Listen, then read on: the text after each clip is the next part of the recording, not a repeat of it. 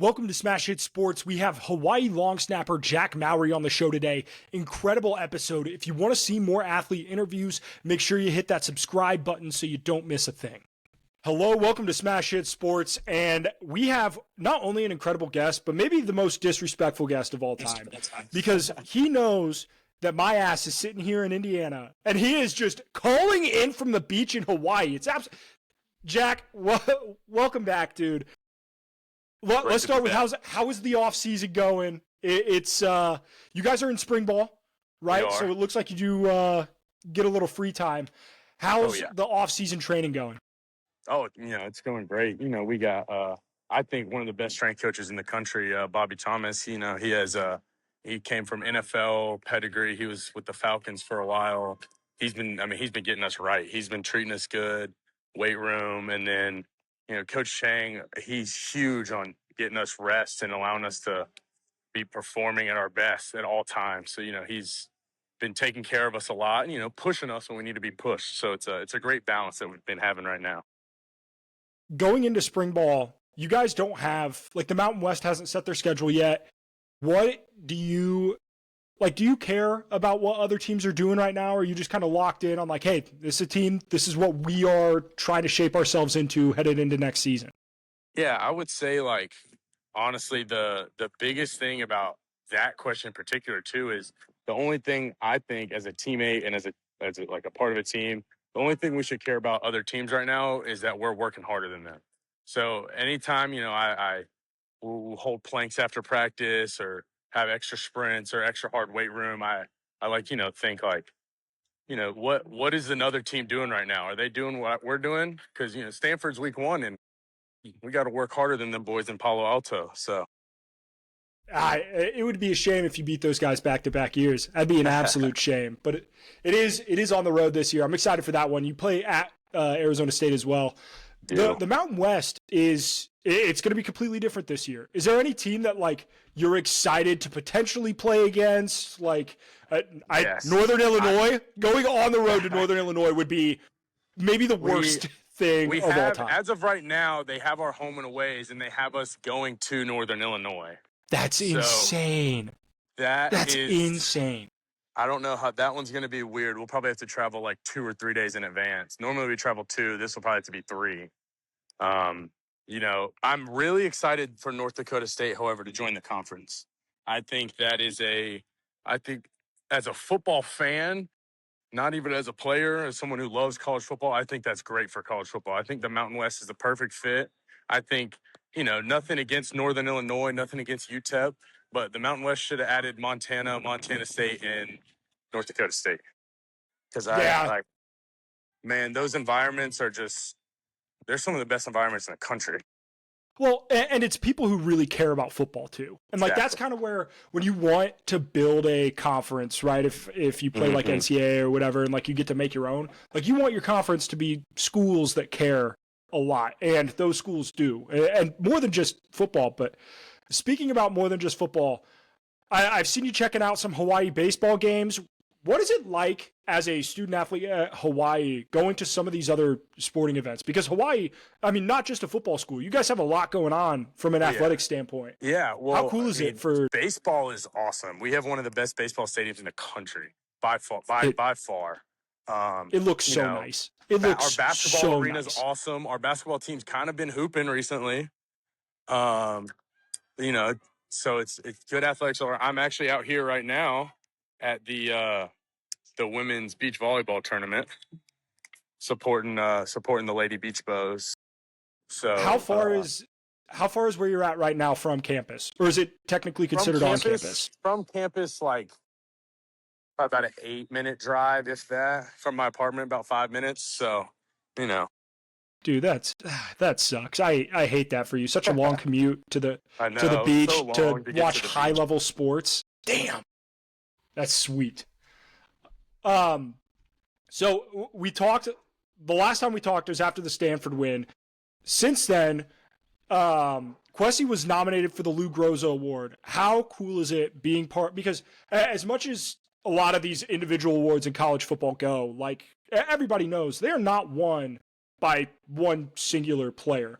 Being a part of the battery that is, snapper, holder, kicker for this award, like that's a very important part of, everything that's going on. How cool is it for your unit to be up for one of the best awards in college football? I mean, that was like, it's something I'll remember forever, and a lot of that, I give all the praise to my holder, Caleb Freeman. I mean, the dude was a stud all season. If I was wrong, he made me right. If he was wrong, I made him right. He always did exactly how Conte wanted it. It was never like he had just as much pressure as anyone else. And I mean, he had ice in his veins all season, and Conte the same way. I mean, that dude, when you talk about being locked into being perfect, I've never seen anyone do what he did. I mean, he did 1,000 field goal dry runs every practice up and down the field. He would write in his notebook before games and at halftime, I am the best. I will make every kick. So, it's one of those things that like was super surreal to be a part of, but honestly, it was just a big learning experience for me in my career to learn someone who is so much older and so much greater. And, on the flip side of that, you talk about the battery. I mean, there's some badass dudes that we have. So it's I would say pretty much all that success, man, comes down to those big guys. Because when you have someone who's making 23, 24 field goals in a row, the teams want to come block it. And they brought it a lot of times, especially in the Mountain West, big old Samoan boys. They don't come to play around. Our O-line did a phenomenal job this year blocking too. Correct me if I'm wrong. Conce's out of eligibility, correct? So Correct. New kicker this year. Kicker. How is the transition going to a new leg? Does it affect you a ton? Is it something like, hey, he likes it a certain way, or are you just kind of doing the same thing? For me, it's pretty much. I mean, for me, it's the same thing. Hit spot, laces out. Doesn't matter who's kicking, who's what. Should be the exact same for me. Sometimes some different holders. Whenever I snap the ball with my current holder that we have right now, I try and get 4 rotations per 8 yards on the ball. So that way it's like a half rotation per yard. And that's how I know my laces will end up out from where I start with in my hand. And some holders, you try and get 3.5 rotations, and it's all broken down into film. And so really the only change will be like the holder position, because we'll have a new holder. So that'll be a little different, just getting kind of in sync with him. But, kicker-wise, we got a young kid. He did kickoffs for us last year, Sean O'Vera-Harley. He's got all the talent in the world. So I'm really excited to see how that goes. It is nice that he's already had like a year in the program, and he's not completely fresh. That should help things go. Overall, Hawaii had a very, successful season last year. You guys had some injuries pop up, which it sucks. It is what it is. Like, it's football. You're going to have injuries. But all in all, I would say an incredibly successful season. Cap it off. You win the Hawaii Bowl. Because you played in the bowl game at JMU, correct? You're correct. I played in 2 at JMU. So how different is it playing a bowl game in your own stadium? Because that seems like most bowl games are like, all right, we go and we screw off somewhere in the South where it's warm, or unless you get stuck with like the Motor City Bowl, that kind of sucks. But what is different about playing in your home stadium for a bowl game? Yeah, I mean, that was the most surreal experience ever. I was actually talking with Coach Chang post-game. I was like, Coach, I was a part of a team's first ever bowl game. I was a part of a team's first ever bowl win, and nothing will compare to that bowl game ever. Like a home crowd, overtime thriller, comeback from down 21. I mean, it was so sold out. It was standing room only on the gates right next to the field. You couldn't hear yourself think right next to the player. It was on Christmas Eve. It's just something about playing at home was just surreal. And when you play at home in Hawaii and get to spend the entire bowl week at the beach, hard to complain about that. Yeah, it truly, it's one of those where bowl games are very weird, because you get some bowl environments where it's like, hey, it's whoever, tickets are pretty cheap, but this, it being a home game, Cal being a team that they're not afraid to travel. It's not like that's, there are teams that would have much longer distance. Plus, you got to play some like really good competition. JKS, their quarterback, is incredible. But I want to talk about Alejado. Oh yeah. I have a very sneaking suspicion that Hawaii is going to put up some fucking points this year. I think you guys are going to score the football, dude. It is you're bringing back some great wide receivers. Like there are a lot of weapons offensively. How confident do you feel in your offense coming into this season? I mean, as a long snapper, it kind of sucks to hear. I'm not going to be able to punt the ball. No, dude, it's awesome. Our offense, the studs we brought in transfer wise, look absolutely unreal. Micah's just a dog all around. He battled injury last year, played through it, and just won football games. Just gritty performance. And it's just something that, we didn't lose a lot. We lost Jackson Harris to LSU. And, that's everyone's happy for him. No one, I mean, you can't blame the kid for taking that. We bring him back Profele Ashlock, the Hawaii Bowl MVP. We got a lot of what a performance by him. 100 some yards, 2 touchdowns. That was crazy. And then, we bring back in our running back room, Cameron Barfield. I mean, kid from Boston College. I mean, half our team is dang near from Bishop Gorman now. We're building a squad here. And this is what I've been telling a lot of people, because a lot of people have been asking me.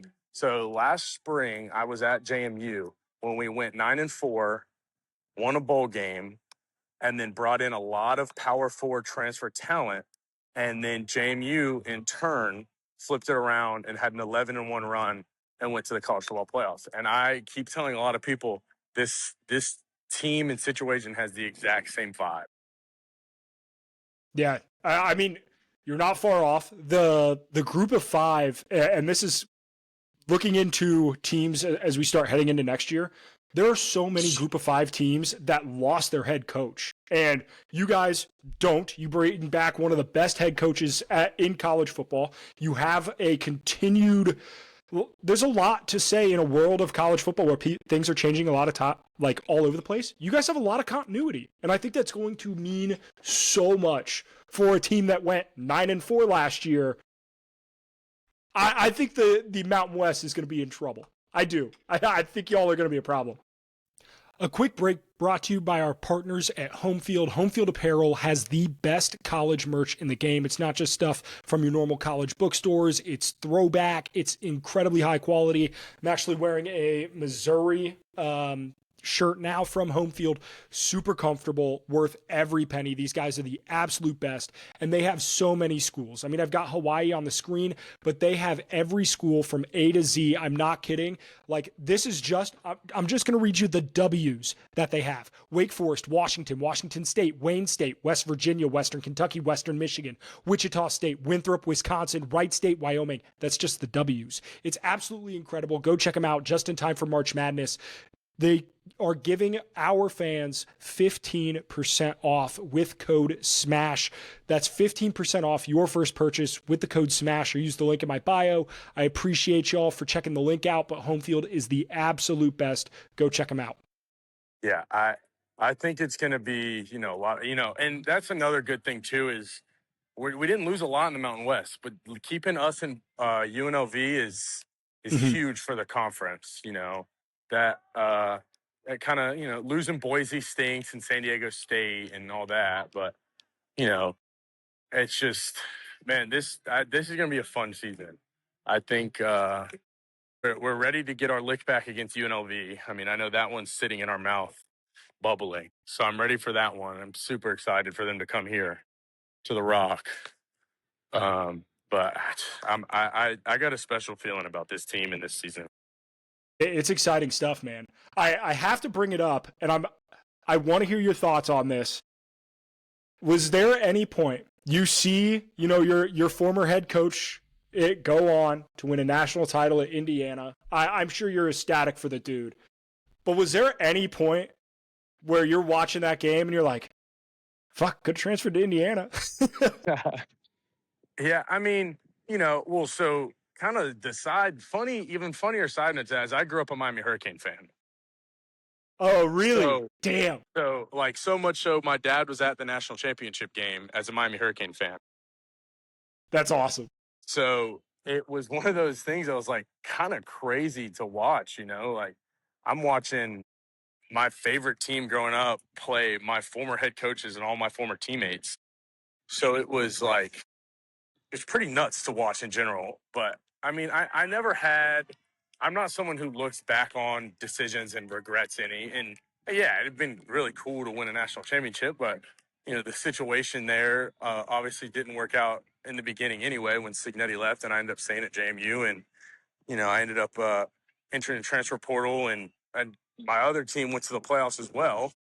But I mean, I wouldn't have traded transferring here for the world. I mean, I'm sitting on the beach in February. So pretty Yeah. hard to complain about that. And you're also playing a lot of really good winning football too. You know what I mean? It's one thing. It's like, oh, the weather's nice, and we show up on Saturdays. It's like, nah, you guys compete, and I'm excited. There are, in terms of the Mountain West, then, is there any one team? I know you mentioned UNLV. There were a couple of games, on your schedule last year that, between the injuries and stuff, kind of caught you a little bit. Is there any one team that you're really looking forward to playing next season? Dude, it's hard not to just look forward to that Stanford game, man. I mean, we beat them already last year, but it's just it just almost kind of feels like there's a rivalry, something there. I'm so excited for that game. Obviously UNLV, that one left a real sour taste in our mouth, and we're ready to, you know, make some things change about that. Same with like San Jose State. I mean, that's another one where it's like, man, we had that, we could have had that game, you know, one that kind of derailed our conference championship hopes, and something that we're looking forward to getting that, not necessarily get back, but, be able to play them again. But at the same time, it's one of those things where it's like, you know, happened last year, but this year's a completely new year, completely new rosters, new everything. So it's nice. It's fun to harp on the past and try and use it as motivation, but at the same time, it's time to move on and start 2026. Oh yeah. Hell yeah, love it. Is there like any sort of team motto that we're rocking into 2026? Like what's the message from coach during spring ball? I mean, biggest thing for Coach Chang is there's nothing coming from him that's not coming from us. So our team goals and everything that we have laid out is it's all players. We decide our team goals. We decide how we're going to perform. We decide all that kind of stuff. He's here to guide us. He's here to place his hand on us and push us in the right direction. But he's like, this is our team. So that's kind of the vibe that we have is like, all right, look to the guy that left you, look to the guy that right of you, and let's roll. Man, I love it. Between that and then the fact that it's like, hey, we got to work harder than anybody else that we're going to play all year. Like it sounds like spring ball is going well.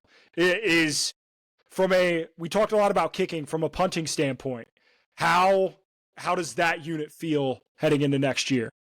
Yeah, we got two really good young kids who came in. We lost Billy to the transfer portal. I mean, another phenomenal player on our special teams unit. I mean, best punter in the country, in my opinion. And he PFF grade was perfect. So we're losing a lot of talent in that aspect. But we brought in transfer Eric Kyle from Texas, young kid, 18 years old. We brought in another kid, Gannon, who came from the prep academy at Air Force. And, they're younger and competing and making the right strides in every direction. And at the end of the day, too, it's all guided by our special teams coordinator, Coach Thomas Sheffield. I think, bar none, I think he's the best special teams coordinator in the country. He does a lot with a little.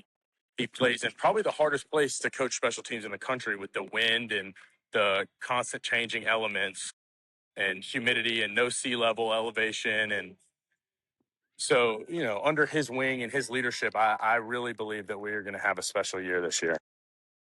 This might be a dumb question. Is there a difference, like kicking the ball at sea level versus kicking the ball? I guess James Madison probably didn't have a ton of elevation, but no, not a lot. But when we go play at like Colorado State and Air Force and Wyoming, they're like 7,000 miles above sea level. So it's definitely for the kickers. That ball, just like in Denver, man. Brandon McManus used to drill some kicks out there. Remember back in the day, and they call it Mile High Stadium for a reason, or like how the Rockies shouldn't count home runs because it's kind of a cheat code. The ball just flies out there. Dude, if I was the Rockies organization, you suck. You're terrible. Yeah, You're so bad. poorly managed.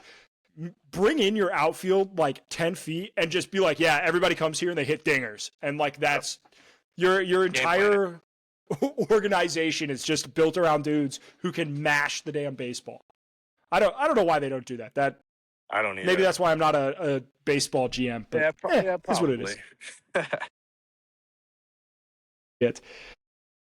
All right, last question I got for you, and then I'll let you go. The off season, we done any fishing? We done any hunting? What's like the big?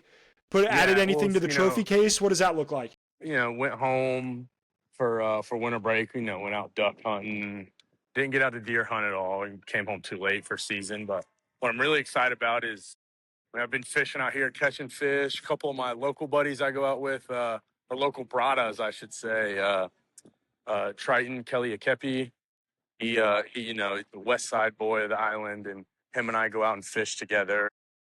Kai, he's a North Shore boy. We go take my Jeep off-roading in the mud, and I'm hoping to come get on some pigs here soon. So it's a blast living here, man. I can't complain at all. I want you to know that the longer this interview is gone, the more pissed off I am that I am not just out there eating some fresh pineapple and getting absolutely after it, dude. Because it seems like you guys are having one hell of a time. You're going to have a lot of success doing it. So, Jack, thanks again for coming on. Yep. I appreciate you, man. And we'll have to get you back on at some point. Maybe after you rip off like a Stanford, Arizona State back-to-back, and then we start having that conversation, right, about, hey, what's a national championship picture look like and all that stuff.